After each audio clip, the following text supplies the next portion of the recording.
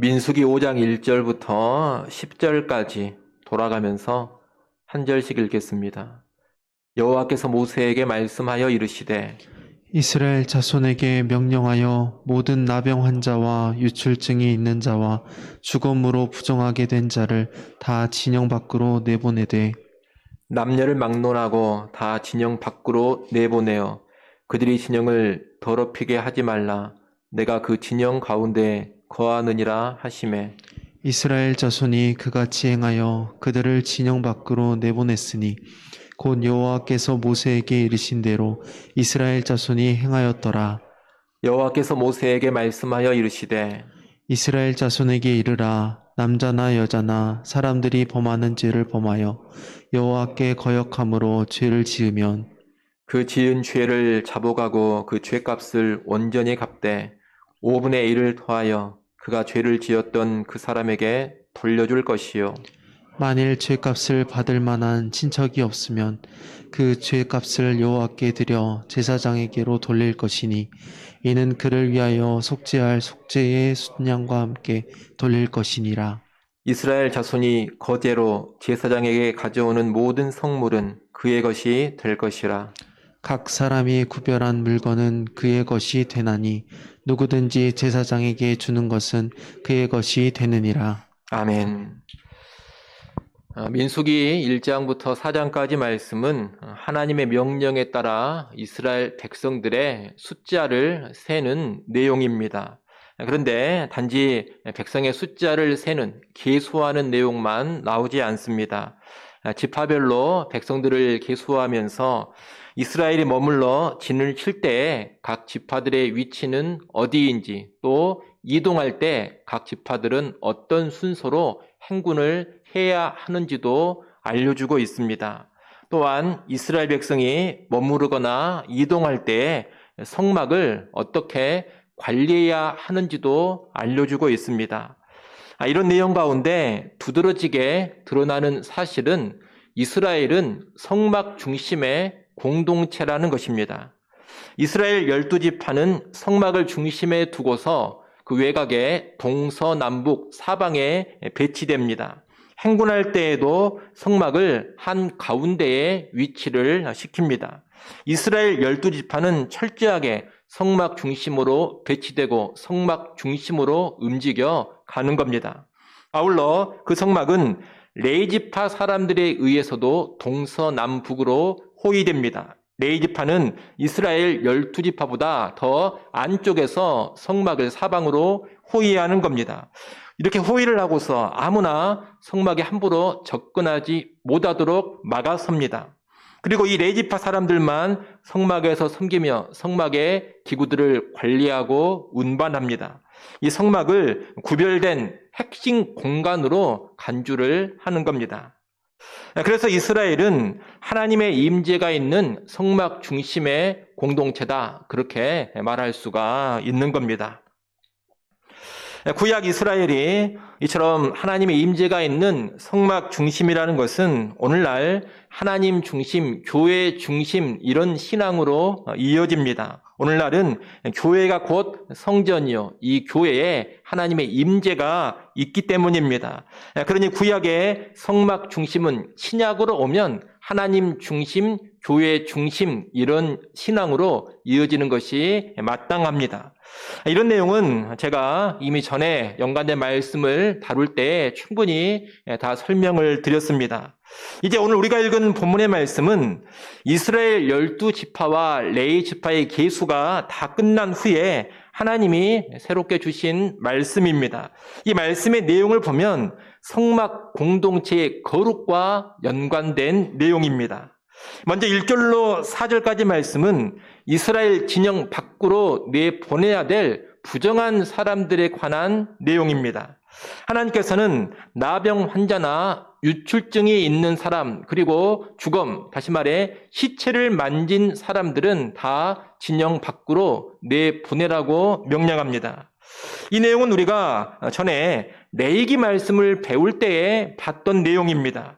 나병이라는 것은 짜라트라고 일컬어지는 악성 피부병을 가리키는 단어입니다. 그리고 유출증이란 생식기에서 체액이나 피가 흘러나오는 질병을 말합니다.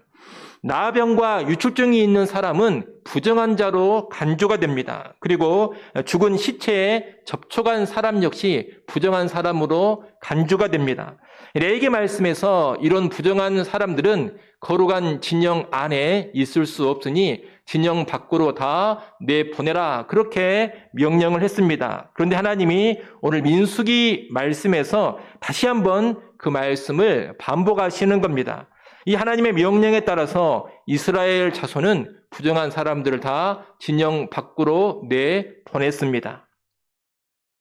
이어지는 5절로 8절까지 말씀은 이웃에게 물질적인 피해를 입힌 후에 그 죄를 해결하는 규례를 알려주고 있습니다.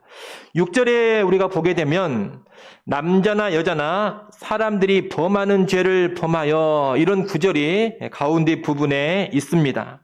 여기서 사람들이 이렇게 번역된 부분은 사람들에게로 번역하는 것이 더 좋습니다. 사람들이 이렇게 번역을 하면 내용을 이해하는 것이 조금 어려워집니다. 사람들이 이렇게 번역할 것이 아니라 사람들에게 이렇게 번역을 하면 이해가 훨씬 더 쉬울 겁니다. 남녀를 불문하고 사람들에게 피해를 입힌 죄를 범했을 경우에 어떻게 해결을 하느냐, 이것이 6절로 8절까지의 내용입니다.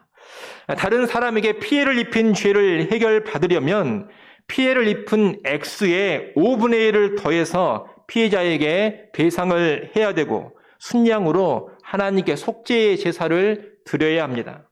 만약 배상해야 될 피해자가 없거나 그 가족 친척도 없다면 그 배상해야 될 액수를 제사장에게 줘야 됩니다. 일례로 과거에 누군가에게 죄를 지어 100만 원의 피해를 입혔다면 속죄의 제물을 바쳐서 하나님께 죄 용서를 구해야 합니다. 동시에 피해를 입힌 사람에게는 120만 원을 배상해줘야 하는 겁니다. 만약 이 피해를 입은 사람이 이미 죽었거나 그 사람을 찾을 수가 없다면 그 사람의 가족에게 배상을 해줘야 합니다. 그 가족도 찾을 수가 없다면 사지 않은 마음으로 그 120만 원을 성소에 가지고 와서 성소에 바쳐야 하는 겁니다. 이렇게 확실하게 피해 보상까지 해야지만 온전한 속죄가 이루어진다는 겁니다. 마지막 부분인 9절로 10절까지 말씀은 성막의 책임자라고 할 수 있는 제사장들에게 주는 성물에 관한 규례입니다. 9절에 보면 거제라는 단어가 나옵니다. 흔히 거제를 드는 제사, 들어 올리는 제사, 이렇게 해서 제사의 한 종류로 이해를 하곤 합니다만, 이 거제를 제사의 한 종류로 보기보다는 제사장에게 돌아가는 모든 성물을 가리키는 단어로 이해하는 것이 더 좋겠습니다. 일례로 제사를 드릴 때 제물의 특정한 부위, 이 제물의 오른쪽 뒷다리라든가 가슴 같은 부위가 제사장의 소유, 제사장의 몫이 됩니다. 또 곡식을 제물로 바칠 때에도 제사장이 가져가는 그의 몫이 따로 있습니다. 이스라엘 백성이 11조를 바치는데 이스라엘 백성이 바치는 11조의 11조도 제사장들에게 돌아갈 몫입니다. 이러한 제사장의 몫을 가리켜서 뭐라고 부르느냐? 거제라고 부르는 겁니다. 그런 거제를 제사장에게 가져온다면 그 성물은 반드시 제사장의 소유가 되어야 한다는 규례가 9절, 10절 말씀입니다. 이렇게 오늘 본문은 크게 세 가지 내용을 다루고 있습니다. 진영 밖으로 내보내야 될 부정한 사람들, 이웃에게 피해를 입혔을 때 그 죄의 해결법, 그리고 제사장에게 주어야 하는 성물에 관한 말씀입니다. 그런데 이 말씀은 모두가 다 성막 공동체의 거룩과 연관된 내용들입니다. 우리는 이 말씀을 통해서 성막 중심으로 움직이는 거룩한 공동체인 이스라엘에 대해서 세 가지를 알 수가 있습니다.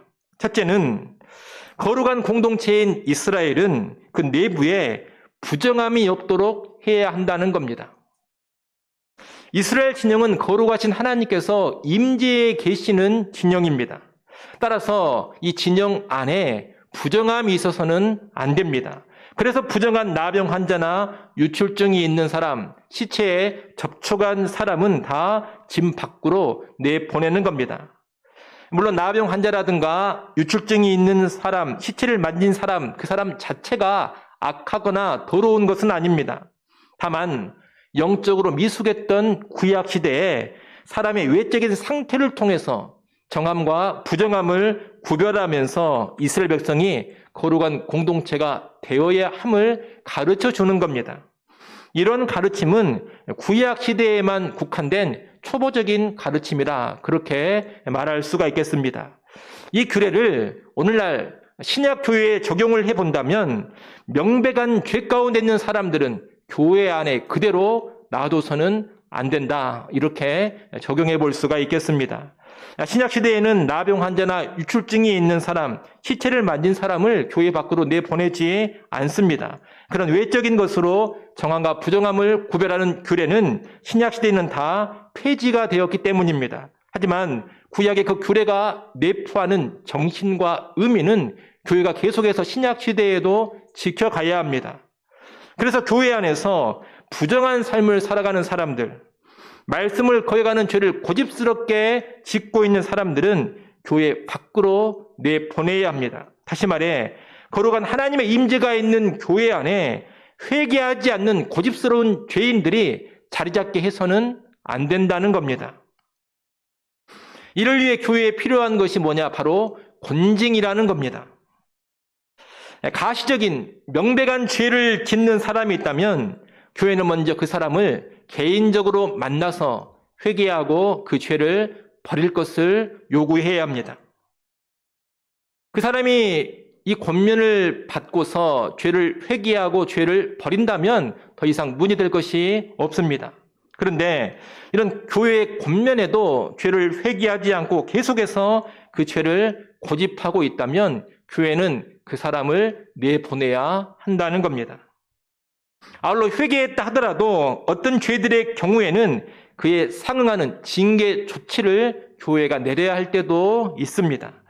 여러분, 이런 것이 하나님의 임재가 있는 교회의 거룩을 지키는 아주 중요한 방편입니다.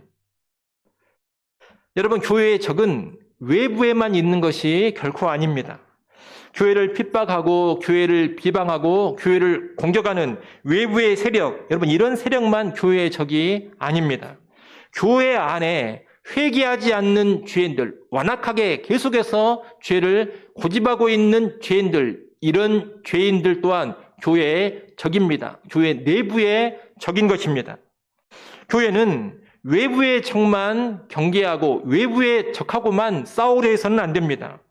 내부의 적들 역시 경계해야 되고 적절히 처리를 해 가야 합니다. 그래야지만 교회의 거룩을 지속적으로 유지할 수가 있고, 그래야지만 교회의 안전과 생명력을 보장할 수가 있는 겁니다. 지난 교회 역사를 보면 교회는 의외로 외부의 적들 때문에 무너지는 경우보다 교회 내부의 부패한 자들, 교회 내부의 완악한 죄인들을 그대로 방치함으로써 무너지는 경우가 훨씬 더 많았습니다. 그래서 지난 교회 역사를 보면 정말로 교회를 위협했던 적들은 외부보다 내부에 더 많이 있었다, 이렇게 말할 수가 있는 겁니다. 오늘날 교회를 보면 교회 밖에 있는 외부 적들을 향해서는 나를 세우면서도 교회 안에 완악한 죄인들을 향해서는 제대로 대처하지 못하는 그런 모습을 보곤 합니다.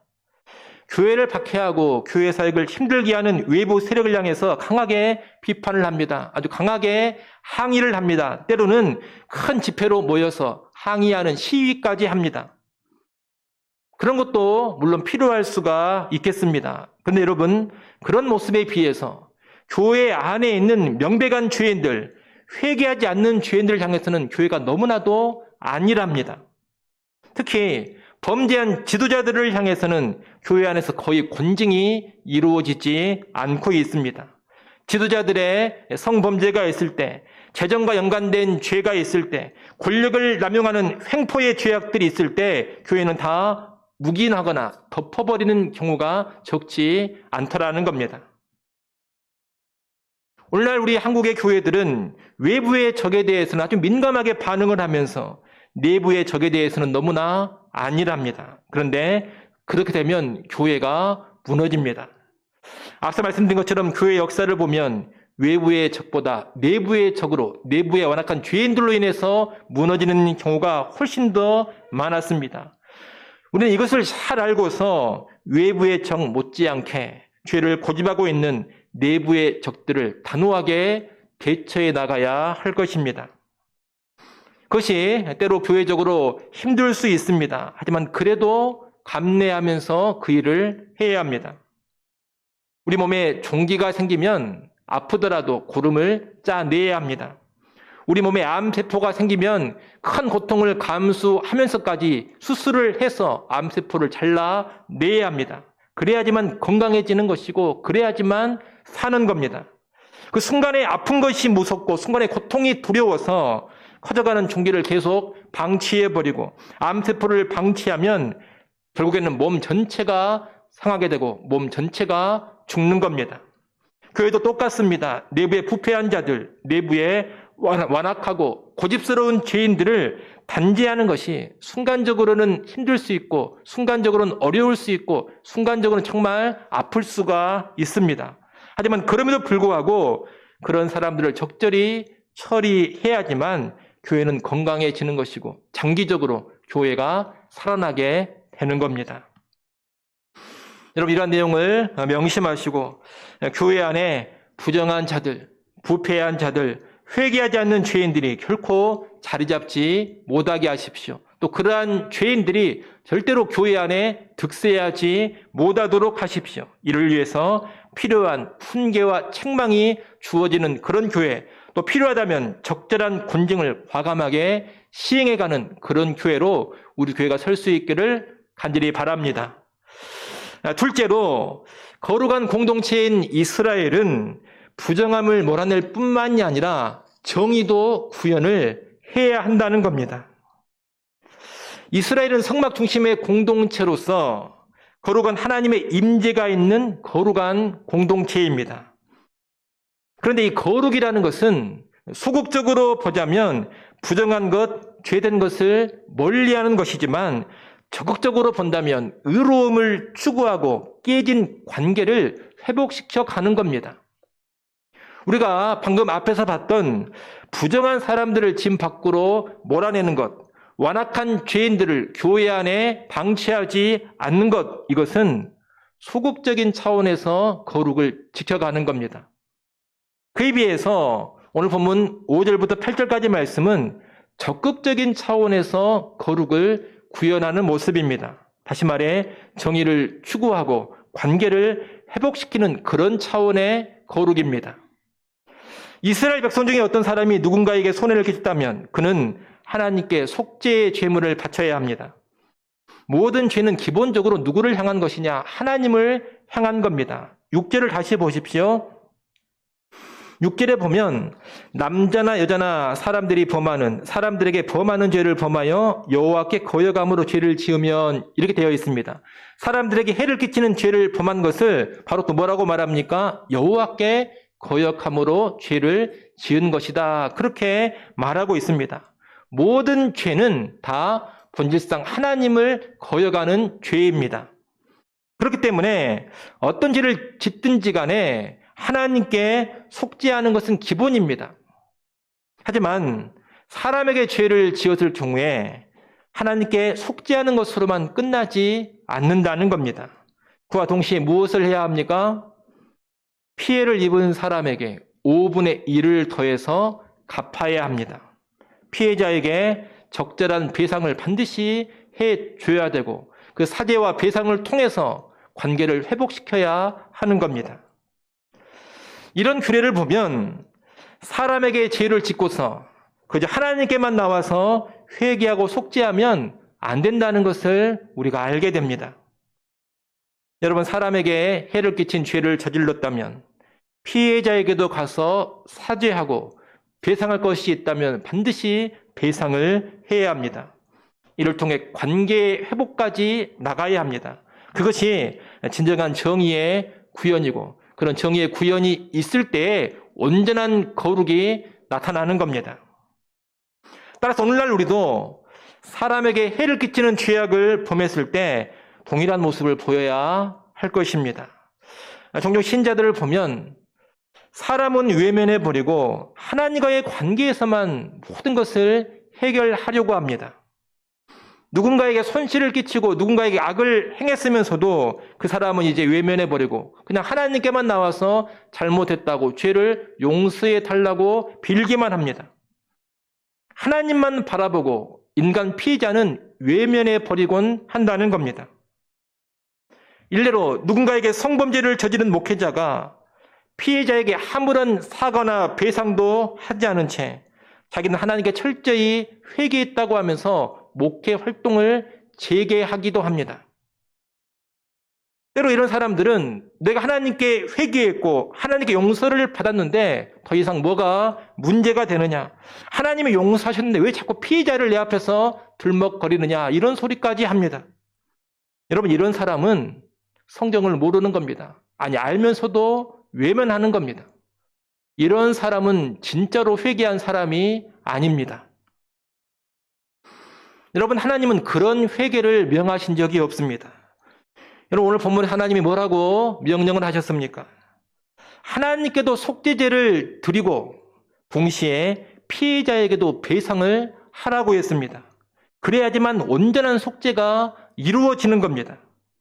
그렇기 때문에 분명히 피해를 입은 당사자가 존재하고 있는데 그 피해자는 외면해버리고 하나님께만 나와서 회개한 것 가지고 나는 하나님의 용서를 받았다 이렇게 말해서는 안 되는 겁니다. 하나님은 그런 회개를 받지 않습니다. 그런 사람 용서해 주신 적도 없습니다. 내가 회개하니 용서받았다라고 하는 것은 그 사람의 착각에 지나지 않는 겁니다. 여러분, 피해자의 아픔에 진심으로 공감하고 합당한 사죄와 배상을 통해서 피해자의 아픔과 분노를 해결하고 사람 사이에도 진정한 관계의 회복을 이루어야 합니다. 이게 진짜 회개입니다. 이런 진정한 회개가 있을 때 하나님의 진정한 용서도 주어지는 겁니다. 그러니 여러분이 혹시라도 누군가에게 실제적인 피해를 입힌 범죄를 저질렀다면 하나님께 회개할 뿐더러 그 피해를 배상하는 실제적인 행동을 꼭 취하시기를 바랍니다. 개개인의 신자만 그럴 것이 아니라 교회 공동체 역시 적극적인 정의를 추구하는 그런 거룩의 모습을 보여줘야 합니다. 교회 성도나 교회 한 지도자가 죄를 지어서 어떤 사람에게 피해를 끼쳤다면 교회 공동체는 가해자가 아니라 언제나 피해자를 우선적으로 배려해 줘야 합니다. 그렇게 하지 않고 교회의 위신이라든가 교회의 명예를 빌미로 해서 피해자를 외면해버리고 죄를 덮어버리려고 해서는 안 됩니다. 어설픈 용서의 원리를 가지고 와서 피해자를 향해서 네가 가해자를 용서하라고 압박을 가해서도 안 됩니다. 너희 중에 죄 없는 자가 먼저 돌로 치라, 이런 말씀을 어설프게 인용을 하면서 가해자를 감싸고 피해자의 아픔을 외면해서도 안 됩니다. 여러분, 가해자가 제대로 사죄하고 배상까지 해야 하는 것, 이것이 하나님의 법입니다. 근데 왜 교회 공동체가 피해자를 향해서 함부로 네가 용서하라고 압박을 가합니까? 교회는 피해자에게 가서 그런 말을 하기 전에 가해자에게 먼저 가서 요구할 것을 요구해야 합니다. 가해자인 네가 확실하게 사죄하고 배상을 해라. 미꾸라지처럼 이리저리 빠져나갈 생각을 하지 말고 네가 져야 될 책임을 당당하게 다 져라. 이렇게 교회 공동체는 그 사람에게 요구해야 하는 겁니다. 그래야지만 정의를 구현하는 참으로 거룩한 공동체가 되는 겁니다. 오늘날 일부 교회의 모습을 보면 교회 안에 성도나 교회 안에 지도자가 범죄했을 때 공동체 차원에서 정의를 외면하는 그런 일들, 그런 행태를 보이곤 합니다. 그런 행태가 얼마나 말씀을 어기는 행태요, 불법적인 행태라는 것을 우리가 잘 알아야 하겠습니다. 이런 내용을 잘 기억하시고 먼저는 여러분 개개인이 그리고 나아가서는 온 교회의 공동체가 정의를 구현함으로써 하나님이 원하시는 거룩을 온전히 이루어갈 수 있기를 소원합니다. 마지막 세 번째로 우리가 배울 수 있는 것은 거룩한 공동체인 이스라엘은 거룩을 지키는 책임자들을 충분히 배려하고 지원해 줄 알아야 한다는 겁니다. 제사장들은 성막을 책임지며 이스라엘의 거룩을 책임지는 사람들입니다. 이들은 부정한 것과 정결한 것을 분별하고 판단하면서 부정한 사람들을 진영 밖으로 내보내는 일을 주관합니다. 또 오늘 본문에는 나오지 않았습니다만 이 제사장들은 진영 밖으로 내보낸 부정한 자들이 회복되었을 때 정말로 정결하게 회복되었는지를 판단하고 확실히 회복이 되었으면 진영 안으로 들여보내는 일도 책임지는 사람들입니다. 아울러 사람에게 피해를 입혀서 배상하고 속죄하는 그 제사를 드리는 일도 누가 주관하느냐? 이 제사장들이 주관을 합니다. 한마디로 제사장들은 어떤 사람들이냐? 이스라엘 공동체의 거룩을 유지하는 1차적인 책임자들입니다. 오늘 보면 9절 10절 말씀은 이런 제사장에게 드려야 하는 거제, 제사장에게 드려야 될 성물은 반드시 제사장의 소유로 삼게 하라는 명령입니다. 이 명령은 이스라엘의 거룩을 앞장서서 지켜야 될 제사장들의 삶을 보장해 주시는 말씀입니다. 그럼 하나님 왜 이런 말씀을 주셨느냐? 제사장들이 공동체의 거룩을 지키는 일에 전념하라고 이러한 규례를 주신 겁니다.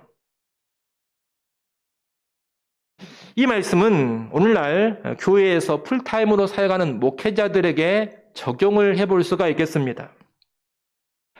교회를 지도하는 목회자들은 교회의 거룩을 유지하는 일에 전적으로 들여지며 헌신하는 사람들입니다. 어떤 한 교회의 거룩을 유지하고 거룩을 지키고 거룩을 증진하는 1차적인 책임은 누구에게 있느냐? 그 교회의 목회자들에게 있습니다. 그러기에 교회는 거룩한 교회를 세워가는 일에 이 목회자들이 전심전력할 수 있도록 그들의 생계, 그들의 삶을 책임져 줘야 하는 겁니다. 우리가 따로 이 시간에 찾아보지는 않겠습니다만 고린도전서 9장 말씀이라든가 갈라디아서 6장 6절 말씀, 디모데전서 5장 17절, 18절 말씀 같은 구절이 방금 말씀드린 이런 원리를 강력하게 가르쳐주는 말씀들입니다. 풀타임 사역자들, 목회자들에게 사례비와 필요한 경비를 드리면서 그들의 생계와 그들의 사역을 책임지는 것, 이것은 교회의 당연한 책임입니다. 교회는 이 책임을 소홀히 여기지 않아야 할 것입니다. 아울러 이와 연관해서 목회자들이 반드시 기억을 해야 할 것이 있습니다. 그것은 거룩한 공동체인 교회가 목회자들의 생계를 책임지고 보장해주는 이유입니다. 여러분, 교회 성도들은 다 일을 하면서 수고롭게 살지 않습니까? 그런데 일하면서 수고롭게 사는 성도들이 드리는 헌금을 왜 목회자들에게 생계를 유지하도록 지원하는 데 사용을 합니까? 왜 목회자들의 생계와 목회들의 사역을 지원하는 데 그 귀한 헌금을 사용을 하느냐는 겁니다. 왜 교회가 목회자들의 사역과 생계를 최대한 지원하며 할 수 있는 한 최대한 보장을 해주려고 합니까? 다른 이유가 아닙니다. 목회자들이 복음 사역에 전념하고 교회의 거룩, 성도들의 거룩을 보존하고 증진시키는 일에 전심을 다하라고, 전력을 다하라고 그렇게 보장을 해주는 겁니다. 여러분, 그저 목회자가 호의호식하고 편하게 살라고 교회가 생활비 주는 게 아닙니다. 말씀과 기도 가운데 교회를 거룩하게 세워가고 성도들이 더 거룩한 사람이 되도록 잘 도우라고 생계를 보장해 주는 겁니다. 그렇기 때문에 교회 공동체를 통해서 생계를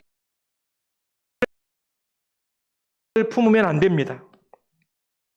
교회 재정을 가지고서 무슨 개인적인 명예를 추구한다든가 교회 재정을 잘 사용해가지고 세상에서 자기 일신의 안락이나 추구하려고 하는 그런 생각에 빠져서는 안 된다는 겁니다. 교회에 돈 받아가지고 좀 더 편하게 살아봐야지. 교회 재정을 내가 잘 받아가지고 좀 안락한 삶으로 나가봐야지. 교회의 돈으로 좀 더 좋은 집에 살아봐야지. 교회의 돈으로 좀 더 좋은 차를 타봐야지. 교회의 돈으로 좀 더 여유 있게 살아봐야지. 목회자가 이런 생각을 하면 안 된다 이겁니다. 그렇게 살라고 재정을 지원하며 생계를 보장하는 게 절대 아닙니다. 그런 생각은 다 내려놓고 목회자들은 온전히 복음 사역에 힘쓰고 말씀과 기도에 더 온전히 들여져야 합니다. 어떻게 하면 내가 맡고 있는 이 교회를 더 거룩하게 세워갈 수 있을까? 어떻게 하면 내가 목양하는 성도들이 더 거룩한 삶을 살 수 있도록 도와줄 수 있을까? 어떻게 해야 우리 공동체가, 우리 성도들이 하나님 앞에 더 깨끗한 사람들로, 또 순전한 사람들로 변화되어 갈 수 있을까? 이것만을 고민하고 이것만을 고심해야 하는 겁니다. 그러면서 그 일에 헌신적으로 들여져야 하는 겁니다. 그런 측면에서 봤을 때 게으른 목회자들은 범죄자들입니다. 또 교회와 성도들의 거룩을 증진시키는 일보다는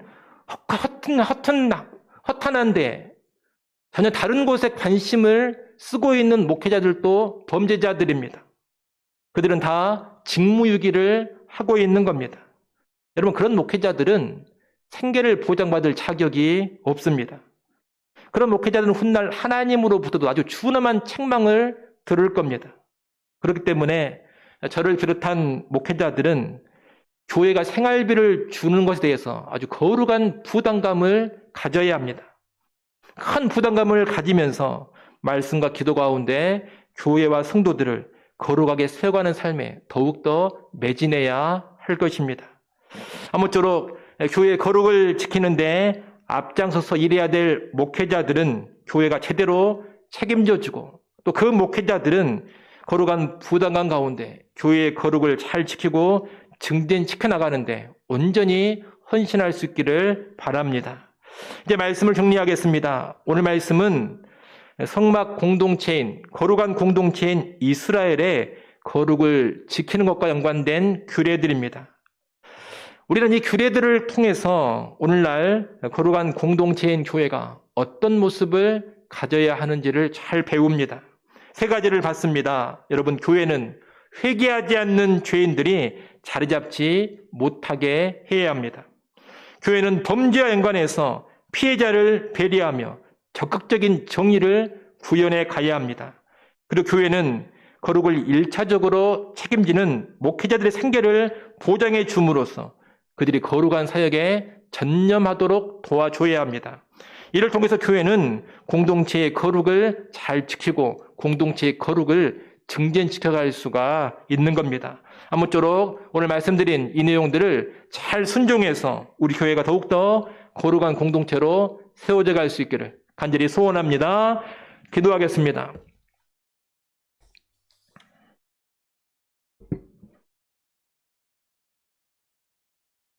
하나님 아버지, 구약 이스라엘이 성막 중심의 거룩한 공동체였던 것처럼 이제 신약 시대에는 우리 교회가 거룩한 공동체라는 것을 잘 기억하게 하여 주시옵소서. 참으로 우리 교회가 거룩한 공동체로 제대로 세워져 가기를 간절히 바라고 원합니다. 이를 위해 교회 안에 회개하지 않는 완악한 죄인들이 자리 잡지 못하도록 깨어있는 교회 되게 하여 주시옵소서. 훈계와 책망 있게 하시고 제대로 된 권징이 교회 안에서 구현되어지게 하여 주시옵소서. 또한 정의를 구현하는 우리 교회 공동체 될 수 있기를 간절히 바라고 원합니다. 특히 사랑과 연관된 죄악의 문제에서 피해자들을 잘 배려하게 하시고 피해자에게 적절한 사죄와 배상이 이루어지게 하며 피해자와의 깨진 관계도 회복되어지는 참된 정의 구현이 이루어지게 하여 주시옵소서. 정의의 구현을 통해서 또 온전한 거룩으로 나아가게 하여 주옵소서. 더불어 교회의 거룩을 책임지는 목회자들 잘 후원하게 하시고 그들의 생계를 보장해 줌으로써 목회자들이 거룩한 사역에 더욱 전심전력해 하여 주옵소서. 보장받는 목회자들은 더 근신하여 깨어있게 하시고 생계비를 보장받는 것을 오히려 큰 부담으로 여기면서 거룩의 사역에 헌신적으로 들여져 가게 하여 주시옵소서. 예수님의 이름으로 기도드리옵나이다. 아멘.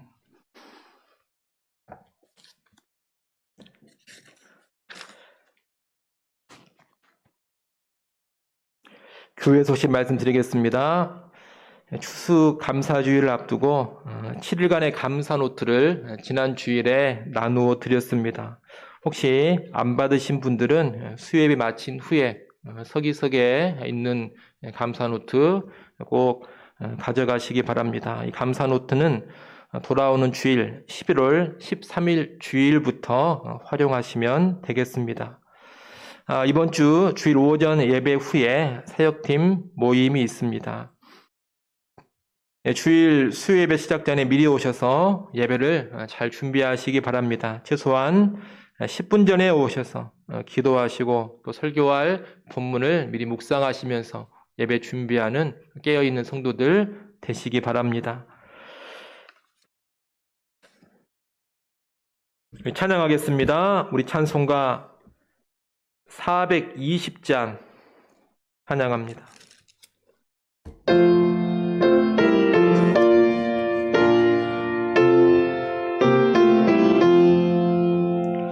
너 성결케 위해 늘 기도하며 너 주 안에 있어 늘 성경 보고 온 형제들 함께 늘 사귀면서 일하기 전부터 너 기도하라.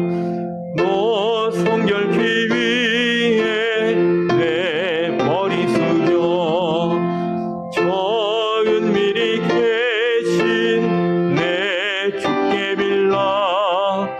주 사귀어 살면 주 닮으리니 널 모르니 내가 주 생각하니.